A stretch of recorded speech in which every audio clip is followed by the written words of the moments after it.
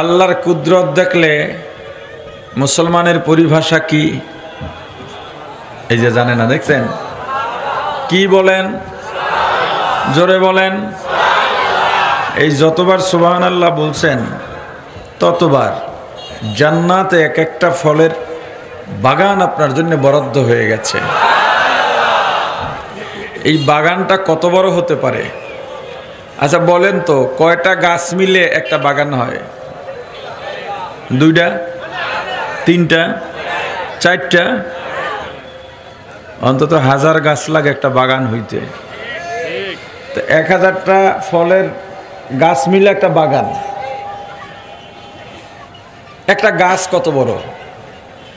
একবার সুবহানাল্লাহর বেনিফিট শোনাচ্ছি আপনাকে। একবার সুবহানাল্লাহ যদি আপনি বলেন তাহলে জান্নাতে একটা ফলের বাগান তৈরি হয় আপনার নামে।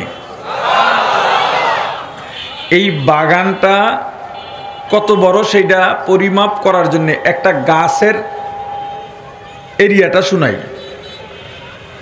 জান্নাতের একটা গাছ, ফল গাছ, শাখা প্রশাখা ডালপালা 500 মাইল জুড়ে ছড়াইয়া ছিটাইয়া থাকবে। 500 মাইল যদি হয় তাহলে ধরেন ডেমরায় যদি একটা গাছ হয়, মোটামুটি ডেমরা বাজারটা তো কাভার হয়ে যাবে, ঠিক না? কি ঠিক? আরে মিয়া 500 মাইল মানে কত কিলোমিটার হয়? কত কিলোমিটার হয়?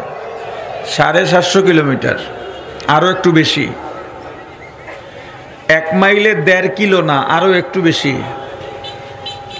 তাহলে একটা ফল গাছ যদি ঢাকার মিডল পয়েন্টে লাগানো হয় পুরো বাংলাদেশ কভার হয়ে যাবে। কারণ ঢাকার 0 পয়েন্ট থেকে বাংলাদেশের এমন কোনো জায়গা নাই যেটা 700 কিলোর উপরে। এই যারা ওয়াইজিনে কেরাম আছে এরা জানে, এরা যায় তো সব জায়গায়।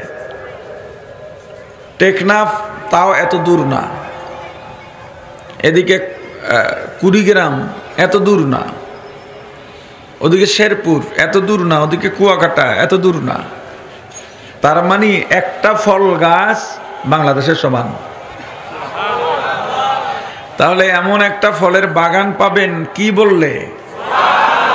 জোরে বলেন। তাহলে আল্লাহর কুদরত দেখলে আমরা কি বলবো? মুসলমান জাতি কি বলে?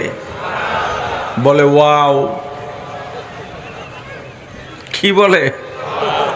আফসোস।